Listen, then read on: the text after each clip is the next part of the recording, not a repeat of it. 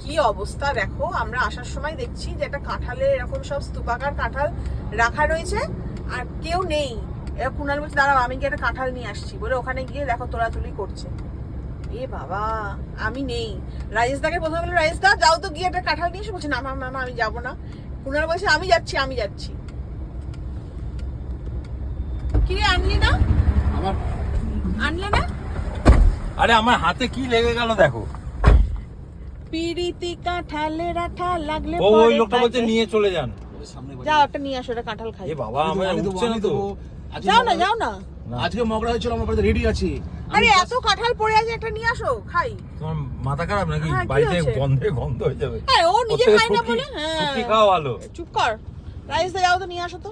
তুমি ওর লোকে রাজেশ দা যাবে নিয়ে আসতে? রাজেশ দার দম আছে?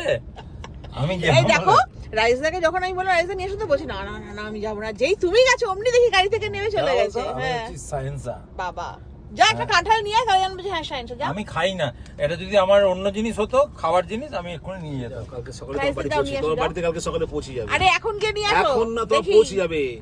তুমি গাড়ি শুনে তোর আমার বাড়ি- এদের দ্বারা কিচ্ছু হইব না।